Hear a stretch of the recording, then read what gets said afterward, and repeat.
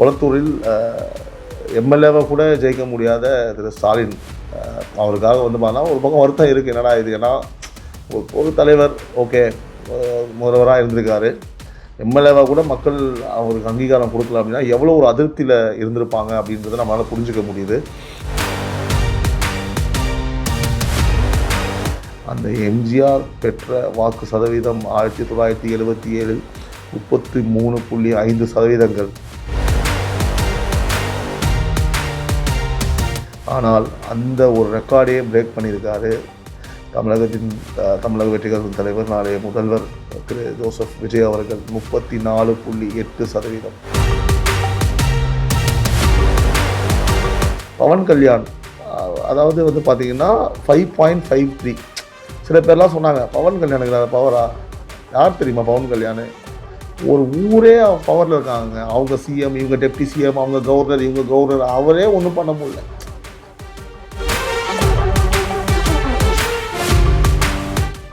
அடுத்து Kamal Haasan simply waste 2.52.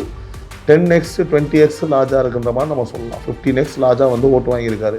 So இது எல்லாமே வந்து பார்த்திங்கன்னா வரலாறு, ஹிஸ்ட்ரி.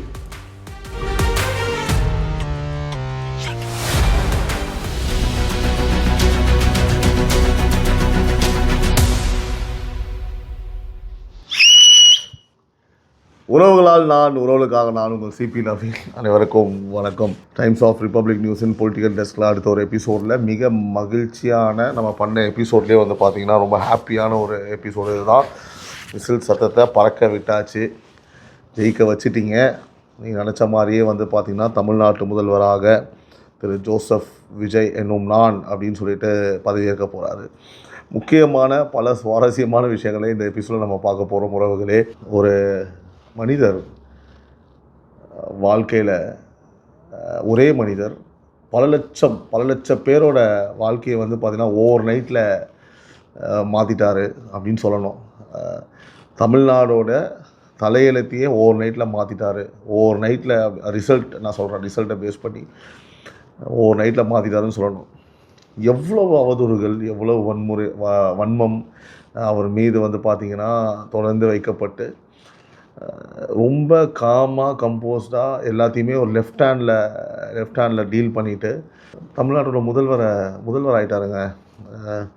உண்மையாகவே நான் பதிவு பண்ணியிருந்தேன் உறவுகளே நம்மளோட சேனலில் பேசும்போது. அவர் ஒரு சிறந்த நடிகர் அப்படின்றத தாண்டி ஒரு சிறந்த அரசியல்வாதின்னு நான் சொல்லியிருப்பேன். அதை இப்போது ப்ரூவ் பண்ணிட்டார். உள்ளபடியே வந்து பார்த்திங்கன்னா எனக்கு இன்னொரு மகிழ்ச்சியான விஷயம் என்னென்னு கேட்டிங்க அப்படின்னா, அதாவது ரொம்ப பெரிய சேட்டலைட் சேனல்ஸாக இருக்கட்டும், இல்லைனா டிஜிட்டல் பிளாட்ஃபார்ம்லேயே வந்து பல லட்சம் சப்ஸ்கிரைபர்ஸை வச்சுக்கிட்டு அவங்க பேசுகிறது தான் ஒரு நரேட்டிவ் அப்படின்னு சொன்ன சேனல்ஸுக்கு மத்தியில் ஆரம்பம் முதலே நம்ம வந்து பார்த்திங்க அப்படின்னா இப்படி தான் ஒரு விஷயம் நடக்கும்னு நம்ம ப்ரெடிக்ட் பண்ணி அதுக்கப்புறம் களத்தை தெரிஞ்சுக்கிட்டு களத்தை மக்கள் என்ன நினைக்கிறாங்க அப்படின்னு நம்ம புரிஞ்சுக்கிட்டு என்ன ரியாலிட்டி நடக்குமோ 20-40 சீட் மினிமமாக ஜெயிப்பாங்க, அங்கே அசம்பிளி கண்டிப்பாக வரும் அப்படின்னு நம்ம சொல்லியிருந்தோம். விஜயோட வேவ், தளபதி அவர்களுடைய வேவ், அதாவது தமிழ்நாட்டின் முதல்வருடைய வேவ் வந்து ட்ரிகர் ஆகிடுச்சு அப்படின்னா நிச்சயமாக எதிர்கட்சியாகவோ ஆளுங்கட்சியாகவோ அவர் வந்துடுவார் அப்படின்னு நான் சொல்லியிருந்தேன். எலெக்ஷன் ரிசல்ட் அப்போது நம்ம டிவியை பார்த்துட்டு திமுக அதிமுக 2 இடங்களே பார்த்து பழக்கப்பட்ட நம்மளுடைய கண்களுக்கு மே 4ஆம் தேதி வந்து பார்த்திங்கன்னா டிவிக்கே அப்படின்னு ஒரு ஃபேக்டர் உள்ளே வரும், 2வது இடத்துல வந்து நிற்கும், முதல் இடத்துல வந்து நிற்கும். அப்படி நின்றுடுச்சு அப்படின்னா அதுக்கப்புறம் யாராலையும் அதை ஸ்டாப் பண்ண முடியாதுன்னு நான் பதிவு பண்ணியிருந்தேன். உள்ளபடியே எனக்கு ரொம்ப செல்ஃப் சாட்டிஸ்ஃபைடாக இருக்குது. நம்ம 2.5 வருஷமாக நம்ம இந்த இண்டஸ்ட்ரி நம்ம இருந்து பேசிகிட்டு இருக்கோம் நிறைய விஷயங்களை. திமுக ஆளுங்கட்சியாக இருந்தாலும் கூட தொடர்ந்து வந்து பார்த்திங்கன்னா நடுநிலையாக நிறைய விஷயங்களை பேசியிருந்தோம். என்ன ஃபேக்டோ அதான் பேசியிருந்தோம். உடனே வந்து பார்த்திங்கன்னா நீங்கள் வந்து பார்த்தீங்கன்னா நீ ஒரு அணில் கும்பலான்னு சொல்லி சில பேர்லாம் கேட்டாங்க. நான் பாதர் பண்ணதே கிடையாது. என்னோடய கமெண்ட்ஸ் எல்லாம் நீ போய் பார்த்தீங்க அப்புறம் எல்லாருக்கும் ரிப்ளை பண்ணியிருப்பேன். ஒரே மாதிரி தான் ரிப்ளை பண்ணியிருப்பேன். அவங்க திட்டினாலும் சரி, நம்ம பற்றி நல்லது பேசினாலும் சரி.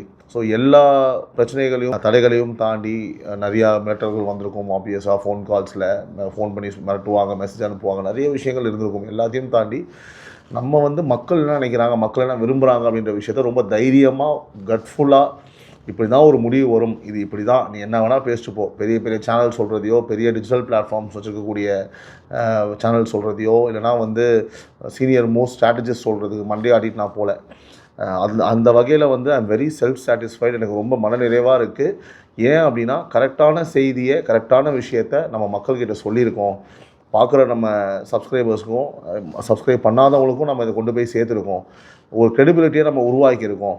நம்ம வீடியோ பார்க்கும்போது இவங்க பேசினா கரெக்டாக இருக்கும், இவங்க இஷ்டப்போக்கில் பேச மாட்டாங்க, அரசியல் தெரிஞ்சு தான் பேசுகிறாங்க, கலர் நிலவரம் தெரிஞ்சு தான் பேசுகிறாங்க அப்படின்னு ஒரு க்ரெடிபிலிட்டியை ஃபார்ம் பண்ணியிருக்கோம் அப்படின்னு நினைக்கும் போது எனக்கு உள்ளபடியே ரொம்ப மகிழ்ச்சியாக இருக்குது உறவுகளே. அந்த கான்ஃபிடென்ட்டை கொடுத்த என்னோடய சப்ஸ்கிரைபர்ஸுக்கு, நான் சப்போர்ட் பண்ண எல்லாருக்குமே வந்து இந்த நேரத்தில் வந்து பாதம் கனிந்த நன்றிகளையும் வணக்கங்களையும் நான் தெரிவித்து கொண்டு, முதன்முறையாக ஆளுங்கட்சியாக ஒருத்தங்க இருக்கும்போது நம்ம ஆளுங்கட்சியாக இவங்க தான் வருவாங்கன்னு சொல்லிட்டு அவங்கள நோக்கி நம்மளோட பயணம் இனிலேருந்து தொடர போகுது.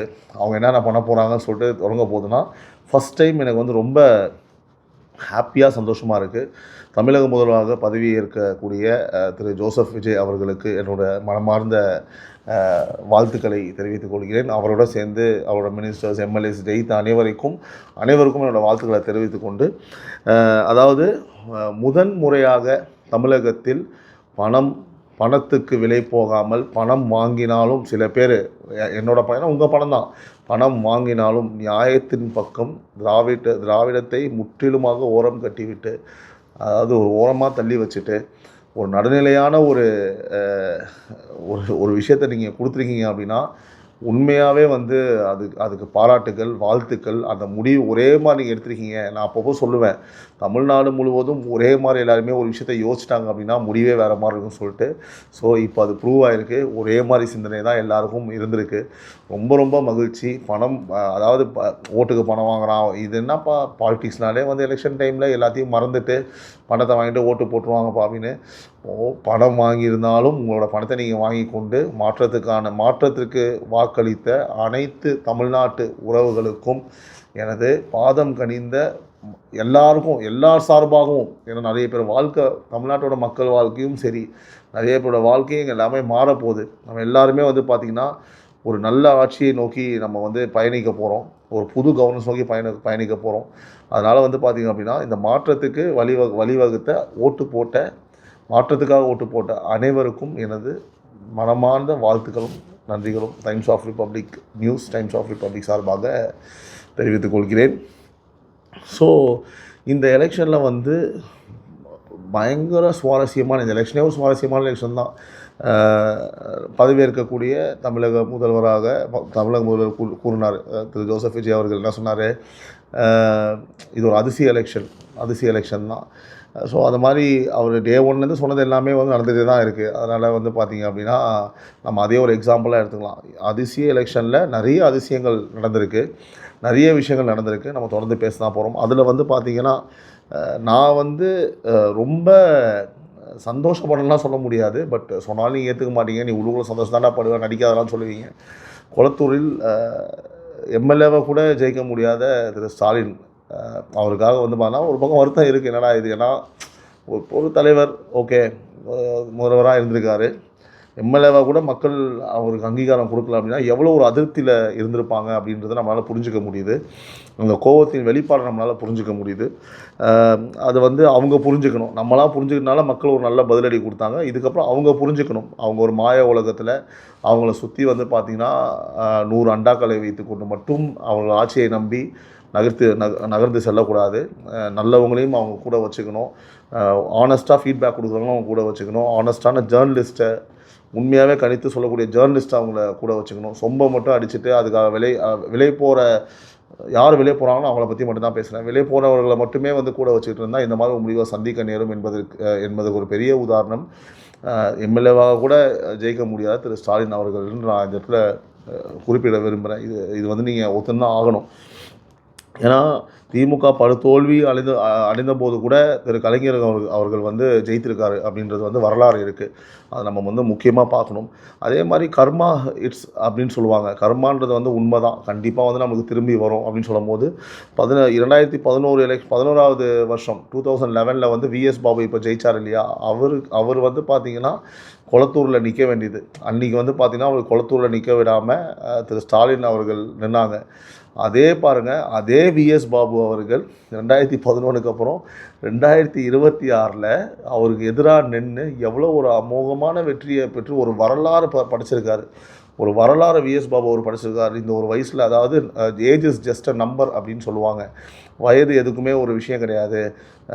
அது காலம் நேரம் எல்லாமே ஒன்று கூடணும். அதாவது வந்து பார்த்திங்கன்னா லக்கும் வேணும், டைமும் வேணும், நம்மளுக்கு வந்து பார்த்திங்கன்னா ஹார்ட் ஒர்க்கும் வேணும். இது எல்லாம் ஒன்று கூடி வரும்போது அதிசயங்கள் நடக்கும்னு சொல்லும்போது இது வந்து பார்த்திங்க அப்படின்னா விஎஸ் பாபு அவர்கள் வந்து நேற்றுலாம் அவர் வந்து பார்த்திங்கன்னா நிம்மதியாக ஒரு மாதிரி ஒரு சொர்க்கத்தில் இருந்த மாதிரி மிதந்திருப்பார் விஎஸ் பாபு சார் அவர். ஸோ அவருக்கு என்னுடைய மனமார்ந்த வாழ்த்துக்கள். தமிழ்நாட்டு மக்கள்லாம் உங்களை வச்சு கொண்டாடுவாங்க. நீங்கள் ஒரு ரியல் ஸ்டார். ஏன்னா நீங்கள் தோக்கடித்தவர் உங்களுக்கு தெரியும், முதல்வராக இருந்தார் அப்படின்னு சொல்லுவார், உங்களுக்கு தெரியும் இல்லையா. அவர் நீங்கள் தோக்கடிச்சிருக்கின்ற போது ஒரு மிகப்பெரிய பாராட்டுக்கள், வாழ்த்துக்கள் உங்களுக்கு. அதே போல் வந்து பார்த்திங்கன்னா நம்ம முக்கியமாக பேசக்கூடிய இன்னொரு விஷயம் கேட்டிங்கன்னா, தோல்வி அடைந்த அமைச்சர்கள்லாம் நம்ம நிச்சயமாக பார்க்கணும். எவ்வளோ அமைச்சர்கள் திமுக வந்து தோல்வி அடைஞ்சிருக்காங்க அப்படின்றத பார்க்கணும். ஒரு கட்சியோட தலைவர் அடுத்து யார், ஒரு கட்சிக்கு ஒரு பொதுச் செயலாளர் யார், துரைமுருகன் தோல்வி அடைஞ்சார். ஒரு ரெண்டு பேர் தான் கட்சியோட தூண், முக்கியமான பதவி, தலைவர் பொதுச் செயலாளர். 2 பேருமே தோற்றுருக்காங்கன்னா உங்களுக்கு தெரியணும் அந்த கட்சி மேலே எவ்வளோ பெரிய ஒரு அதிருப்தி, தனிப்பட்ட முறையில் துரைமுருகன் மேலே எவ்வளோ பெரிய ஒரு அதிருப்தி இருக்கும் அவங்களோட தொகுதி மக்களுக்கு அப்படின்னு நம்ம புரிஞ்சிக்க முடியுது. ஆல்ரெடி அவர் துரைமுருகன் வந்து பார்த்தீங்கன்னா எப்போவுமே ஒரு 100 அளவு கேப்பில் வந்து அப்படியே தப்பிச்சுக்கிட்டே போனார். இந்த வாட்டி டோட்டலாக வாஷ் அவுட் பண்ணிட்டாங்க. அதுக்கப்புறம் வந்து மதுரை மத்தியில் வந்து பார்த்திங்கன்னா தியாகராஜன் அமைச்சர் அவங்க தோற்றுருக்காங்க. அதுக்கப்புறம் கீதா ஜீவன் வந்து அவங்களும் தோல்வி அடைஞ்சிருக்காங்க, திமுகவோட முன்னாள் அமைச்சர், தூத்துக்குடியோட அமைச்சர். அப்புறம் மூர்த்தி, மதுரை கிழக்கு மூர்த்திலாம் வந்து உங்களுக்கு தெரியும், அவரெலாம் வந்து பார்த்திங்க அப்படின்னா அவரெல்லாம் நினச்சி கூட பார்த்துருக்க மாட்டார் வாழ்க்கையில். ஏன்னா அவ்வளோ செலவு பண்ணார், அவரும் பயங்கரமாக சம்பாதிச்சார். அவர் மேலே நிறைய ஊழல் குற்றச்சாட்டுகள் இருக்குது, அதை நம்ம பின்னாடி பேசலாம். அதே மாதிரி காந்தி ராணிப்பேட்டையில் அவர் தோக்கடிச்சிருக்காங்க. ரொம்ப ஃபேமஸான சார் அப்படின்னு நம்ம சொன்னாலும் நம்ம எல்லாருக்குமே தெரியும். அவர் சுப்பிரமணியம் தோல்வி அடைஞ்சிருக்கார் சைதாப்பேட்டை தொகுதியில். ராஜேந்திரன் சேலம் வடக்கில் வந்து தோல்வி அடைஞ்சிருக்காரு. ஆவடி நாசர் எல்லாருக்குமே தெரியும். இவங்களாம் அமைச்சர்கள் தோல்வி அடைஞ்சிருக்காங்க. திருவேறும்பூரில் வந்து மகேஷ் தோல்வி அடைஞ்சிருக்காரு. ஸோ இதெல்லாம் வந்து பார்த்திங்கன்னா ஒரு ஷாக்கான விஷயம், அவர் தோல்வி அடைஞ்சதெல்லாம். இல்லை ஷாக்னால் எப்படின்னா, அமைச்சர்கள் இவங்களாம் வந்து பார்த்திங்க அப்படின்னா நினச்சி கூட பார்த்துருக்க மாட்டாங்க.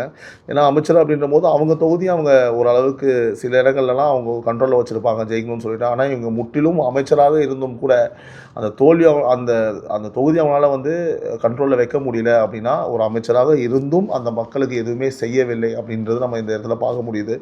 அதுக்கப்புறம் மதிவேந்தன் ராசிபுரம், டிஆர்பி ராஜா மன்னார்குடி, முத்துசாமி ஈரோடு மேற்கு, அன்பரசன் ஆலந்தூர், சாமிநாதன் காங்கேயம், இவங்க எல்லாருமே வந்து பார்த்திங்க அப்படின்னா தோல்வியை சந்திச்சிருக்காங்க. இவங்க எல்லாருமே இப்போ நான் சொன்னவங்களாம் வந்து பார்த்திங்கன்னா திமுகவோட அமைச்சர்கள் தோல்வி அடைஞ்சிருக்காங்க அப்படின்றத நம்மளால் பார்க்க முடியுது. அதே மாதிரி வந்து அதிமுகவோட அமைச்சர்கள் வந்து பார்த்திங்கன்னா உதயகுமார் திருமங்கலமோட அமைச்சர், அதாவது திருமங்கலம் முன்னாள் அமைச்சர், இவங்களாம் முன்னாள் அமைச்சர்கள் நான் சொல்கிறது. செல்லூர் ராஜா தோல்வி, சீனிவாசன் திண்டுக்கல் சீனிவாசன் தோல்வி, சிவகாசி ராஜேந்திரம் பாலாஜி தோல்வி, கோவில்பட்டி கடம்பூர் ராஜா தோல்வி, உடுமலைப்பேட்டை ராதாகிருஷ்ணன் தோல்வி, மதுரவாயல் பெஞ்சமின் தோல்வி, அண்ணாநகர் கோகுலேந்திரா தோல்வி, ஆயிரம் விளக்கு வளர்மதி தோல்வி, கடலூர் எம்சி சம்பத் தோல்வி அடைஞ்சிருக்காரு, குமாரபாளையம் தங்கமணி தோல்வி அடைஞ்சிருக்காரு, ராயபுரமில் ஜெயக்குமார் 3ஆவது இடம் நினைக்கிறேன் தோல்வி அடைஞ்சிருக்காரு. அப்புறமேட்டு வேப்பனஹள்ளியில் வந்து பார்த்திங்கன்னா கேபி முனுசாமி. ஸோ அமைச்சர்களாக இருந்து முன்னாள் அமைச்சர்களாக இருந்து இப்போ நான் சொன்னதெல்லாம் முன்னாள் அமைச்சர் அதிமுகவில், அதுக்கு முன்னாடி சொன்ன திமுக அமைச்சர்களாக இருந்தாங்க. இப்போது அவங்க எல்லாருமே வந்து தோல்வி அடைஞ்சிருக்காங்க. ஏன் இந்த தோல்வி அப்படின்னா, சாதனை படைத்துள்ளார் நாளைய முதல்வராக பதவியேற்கக்கூடிய திரு ஜோசப் விஜய் அவர்கள். என்ன சாதனை நீங்கள் கேட்டிங்க அப்படின்னா, எம்ஜிஆர் ஒரு பிராண்ட் இருக்குங்க தமிழ்நாட்டு அரசியலில். இந்தியாவிலே ஒரு தெரியாத ஆள் இருக்க மாட்டாங்க, கரெக்டாக. நம்ம அரசியல்னாலே வந்து எம்ஜிஆர் மாதிரி ஒரு ஆட்சி அமைக்க முடியுமா, எம்ஜிஆர் மாதிரி நம்ம இருக்க முடியுமா, எம்ஜிஆர் தாங்க. அந்த எம்ஜிஆர் பெற்ற வாக்கு சதவீதம் 1977 33.5%. 33.5%. ஆனால் அந்த ஒரு ரெக்கார்டையே பிரேக் பண்ணியிருக்காரு தமிழக வெற்றி கழகத்தின் தலைவர், நாளைய முதல்வர் திரு ஜோசப் விஜய் அவர்கள். 34.8%. 34.8%. ஸோ அதாவது இது வந்து இட் இஸ் நாட் ஸோ ஈஸிங்க. ஒன்றுமே இருக்காது, காணாமல் போயிடுவாங்க, ஒரு சீட்டு ஜெயிக்காது, 10க்குள்ளே தான் வரும், 10க்கு மேலே வந்து நான் அரசியல் பேசுகிறதையே விட்டுடுறேன். இப்படி அவர் மேலே இது இது இது வந்து பார்த்தா ஓரளவுக்கு நாகரிகமாக வச்ச அரசியல் குற்றச்சாட்டுகள், அரசியல் விமர்சனங்கள் அவர் மேலே வந்து அவர் குடும்பம், அவரை பர்சனலாக அட்டாக் பண்ணது, அசிங்கமாக பேசுனது, அவர் கட்சியை சார்ந்தவங்களை அசிங்கமாக பேசுனதெல்லாம் இன்னொரு லிஸ்ட்டு தனியாக இருக்குது. அது வந்து பார்த்திங்க அப்படின்னா அது ஒரு கேவலமான ஒரு லிஸ்ட்டு. அது நம்ம தனியாக பேசுவோம், தனியாக நம்ம வச்சு செய்யலாம், அவங்களாம் நிச்சயமாக இருக்குது.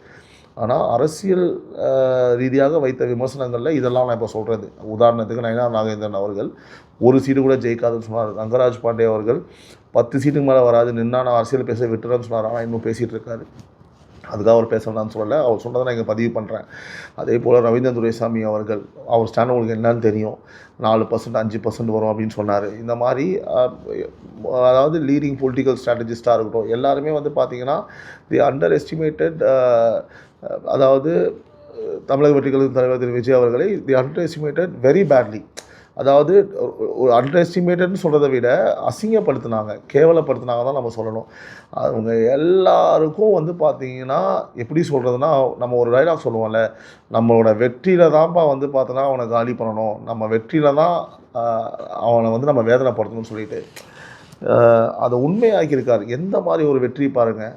எம்ஜிஆர் அப்படின்ற ஒரு மிகப்பெரிய பிராண்ட், என்றைக்குமே ஒரு பிராண்டு தாங்க, இன்றைக்கும் ஒரு பிராண்டு தான், சாகிற வரைக்கும் அவரை அவாய்ட் பண்ணி அரசியல் பண்ணவே முடியாது. அப்படி ஒரு தலைவரோட ரெக்கார்டை வந்து பார்த்திங்கன்னா முதல்வராக பதவியேற்கும் திரு ஜோசப் விஜய் அவர்கள் வந்து பார்த்திங்கன்னா முறியடிச்சிருக்காரு அப்படின்றது வந்து எவ்வளோ பெரிய ஒரு சாதனைங்க. அதாவது உங்களுக்கு எப்படி ஒரு அடியை கொடுத்துருக்காரு. இந்த மாதிரி அவரை பற்றி பேசினவங்களுக்கு இப்படி இதுக்கு மேலே ஒரு அடி தேவையா? இதுக்கு மேலே ஒருத்தர் உங்களால் வந்து காலி பண்ண முடியுமா அப்படின்னு கேட்டால் வாய்ப்பே கிடையாது. பர்சன்டேஜுக்கு வருவோம். தனித்து ஒரு கட்சி 75 ஆண்டு கால பவளவேலா பாப்பா அப்படின்னு சொல்லியிருப்பார் தாவேகா தலைவர் திரு விஜய் அவர்கள். அதாவது வந்து பார்த்திங்க அப்படின்னா 34.92%, 35% ஓட்டு வந்து தனித்துங்க. நீங்கள் புரிஞ்சுக்கணும், தனி கட்சியாக அவங்க எடுத்தது வந்து 35%, யார் கூட்டணியும் கிடையாது. அதே மாதிரி தனித்து வந்து திமுக எடுத்தது எல்லாருக்கும் தெரியுமா? 24%, 24.19, 24.19. எவ்வளோ டிஃப்ரென்ஸ் பார்த்தீங்களா? 10%. அதிமுக 21.21. அதாவது ஆல்மோஸ்ட் எவ்வளோ? ஆல்மோஸ்ட் வந்து பார்த்திங்கன்னா 14%. திராவிட கட்சிகளுக்கும் 2 திராவிட கட்சிகளுக்கும் தமிழக வெற்றி கழகத்துக்கும் உள்ள டிஃப்ரென்ஸ் வந்து 10 to 15% ஓட்டுங்க. அதாவது ஓட்டு வைஸில் சொல்லணும் அப்படின்னா 1,72,26,209 ஓட்டுகள் வந்து தமிழக வெற்றி கழகம் வாங்கியிருக்கு. ஆனால் 1,19,29,144 ஓட்டு தான் வந்து பார்த்திங்க அப்படின்னா திமுக வாங்கியிருக்கு. அதுலேருந்து வந்து பார்த்திங்கன்னா 1,04,62,146 ஓட்டு தான் வந்து அதிமுக வாங்கியிருக்கு. ஸோ வந்து ஓட் வைஸுமே வந்து ஆல்மோஸ்ட் 60 lakhs. இங்கே வந்து பார்த்தீங்கன்னா ஆல்மோஸ்ட் வந்து ஒரு 70 lakhs டிஃப்ரென்ஸ் பாருங்கள். என்னம்மா டிஃப்ரென்ஸ் பாருங்கள். எவ்வளோ என்ன பேச்சுங்க. ஒரு கோடி ஓட்டு உறுப்பினர் 1 கோடியா? 1 கோடி அப்போ எப்படிலாம் நீங்கள் ஃபண்ட் பண்ணீங்க? ஆல்மோஸ்ட் வந்து 175ங்க. ஸோ இதெல்லாம் வந்து நம்ம ஞாபகம் வச்சுக்கணும். சரி, நம்ம எம்ஜிஆர் மட்டும் தான் கம்பேர் பண்ணலாமா? மொத்தமாக பார்க்கலாம். இதுக்கு முன்னாடி இப்போ இவரோட டாப் லிஸ்ட்டில் இருக்கிறது வந்து பார்த்திங்கன்னா என்டி ராமாராவ் அவர்கள். 1983ஆம் ஆண்டு இவர் பெற்ற வாக்குகள் வந்து 46.30. ஒருவேளை வந்து அதாவது முதல்வராக பதவியேற்கக்கூடிய திரு விஜய் அவர்கள் இதை வந்து 2031 வேணால் முறியடிப்பார் நான் நம்புகிறேன், இந்த 46%. ஓகேங்களா? அது நம்ம அப்போ பார்ப்போம். 2ஆம் இடத்துல வந்து திரு விஜய் அவர்கள் இருக்கிறாங்க 34.92%. அதுக்கப்புறம் டாக்டர் எம்ஜி ராமச்சந்திரன் அவங்க இருக்காங்க 1977 33.53% இருக்காங்க. அடுத்து சிரஞ்சீவி. எல்லாரும் சொன்னாங்கள்ல, சிரஞ்சீவியே அவ்வளோதான்ப்பா. சிரஞ்சீவி 16.32%. 3-2, அதாவது அதோட டபுள் மடங்கு ஓட்டு வாங்கியிருக்காப்புல. விஜயகாந்த், மதிப்பிற்குரிய தலைவர் விஜயகாந்த் அவர்கள் வந்து 8.38% தான் முதல் எலெக்ஷனில் வாங்கியிருக்காங்க. Which is 4.5 times larger TVK வாங்கின ஓட்டை விட. இப்போ வந்து டிவிகே வாங்கியிருக்கிறது. பவன் கல்யாண் அதாவது வந்து பார்த்திங்கன்னா 5.53. சில பேர்லாம் சொன்னாங்க பவன் கல்யாணுக்கு அந்த பவரா? யார் தெரியுமா பவன் கல்யாண்? ஒரு ஊரே பவரில் இருக்காங்க. அவங்க சிஎம், இவங்க டெப்டி சிஎம், அவங்க கவர்னர், இவங்க கவர்னர். அவரே ஒன்றும் பண்ண முடியல. 5.53, 34.92%, 92%, 34.92% வாங்கியிருக்காரு. பேசினவர்களுக்கு நான் சொல்கிறேன் ஜென்ரலாக. அடுத்து Kamal Haasan, simply waste 2.52, 10x 20x லார்ஜாக இருக்குன்ற மாதிரி நம்ம சொல்லலாம். 15x லார்ஜாக வந்து ஓட்டு வாங்கியிருக்காரு. ஸோ இது எல்லாமே வந்து பார்த்திங்கன்னா வரலாறு, ஹிஸ்ட்ரி. யாரும் அழிக்க முடியாத, அதாவது யாரும் அழிக்கவே முடியாத, மறக்கவே முடியாத ஒரு வரலாறு மிக்க ஒரு விஷயத்தை வந்து தமிழக வெற்றிக் கழகத்தின் தலைவர் திரு விஜய் அவர்கள் செஞ்சுருக்காங்க. இன்னும் கூட்டணிலாம் வந்து கன்ஃபார்ம் ஆகிடும். அதை பற்றி நான் சொல்லிடுறேன். ஏன்னா கண்டிப்பாக நீங்கள் எதிர்பார்ப்பீங்க. எனக்கு தெரிஞ்ச இன்ஃபர்மேஷன் பிரகாரம், எனக்கு தெரிஞ்ச சோர்ஸஸ் அளவுக்கு நான் என்ன கேள்வி பண்ணேன்னு கேட்டிங்கன்னா, நேற்று நான் சொல்லியிருந்தேன், அன்புமணி அவர்கள் 2 கம்யூனிஸ்ட்டு, அதுக்கப்புறம் வந்து பார்த்திங்க அப்படின்னா இவங்களை வச்சு, அப்புறம் மற்றவையில் இருக்கவங்கள வச்சு ஆட்சி அமைப்பாங்க, எல்லாரையும் உள்ளே சேர்க்க மாட்டாங்கன்னு நான் நம்புகிறேன். ஏன்னா தனித்து நின்று தான் அவங்களோட பெரிய ஒரு ஸ்ட்ராட்டஜியாக இருந்தது, ஒரு பலமாக இருந்தது. ஸோ எல்லாத்தையும் கூட்டணியில் சேர்க்க மாட்டாங்க நான் சொல்லியிருந்தேன். இப்போ எனக்கு தெரிஞ்ச இன்ஃபர்மேஷனை கேட்டிங்கன்னா, இது சோர்ஸஸ் மூலிமா நான் சொல்கிற விஷயங்கள். ஓகேங்களா?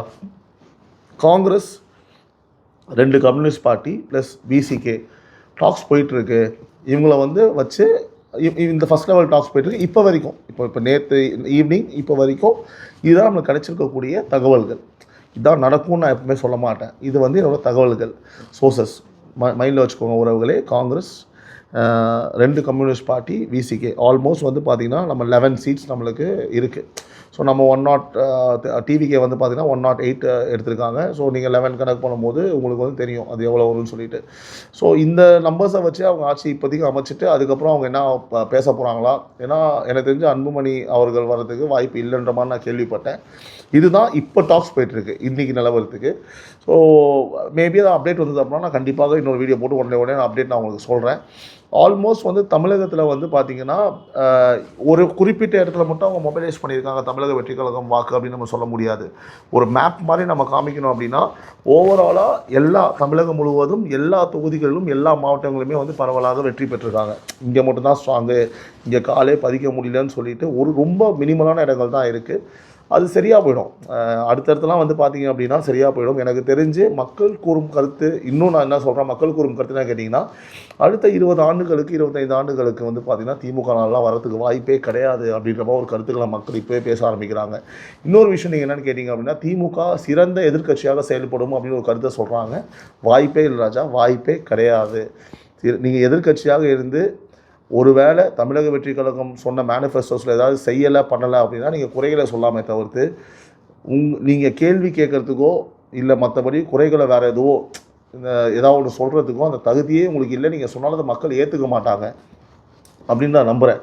அவதூறு நீங்கள் பரப்ப முடியாது. நியாயமான விஷயங்களை நீங்கள் கண்டிப்பாக முன்னெடுத்து வைக்கும்போது அது தமிழக வெற்றி கழகமே சரி செய்து கொண்டு விடும். அதை அவங்க சரி பண்ணிவிட்டு ஒரு ஹிட்லர் ஆட்சி போல் ஒரு ராஜா மாதிரி மன்னர் மாதிரி ஆட்சி நடத்த மாட்டாங்க. எதிர்க்கட்சி சொன்னாலும் அதை கவனித்து செயல்பட்டு உண்மை இருந்தால் அதை சரி செய்வாங்க. ஆனால் உங்களால் சட்டசபையில் இந்த முறை அவதூறு பரப்பிட்டு உருட்டுவது, டாஸ்மார்க்கே உள்ள நீ கருப்பு சட்டம் போட்டு நிற்கிறது, நீட்டை பற்றி நீ உட்காந்து சீனை போடுறது, பெண்கள் இதை பற்றி நீ சீனை போடுறதுலாம் உங்களெல்லாம் வந்து பார்த்திங்கன்னா நிச்சயமாக ஒரு பொருட்டாக மதிக்க மாட்டார்கள் என்பது என்னோடய கருத்து, மக்களோட கருத்து. என்னோடய கருத்து மக்களோட கருத்து.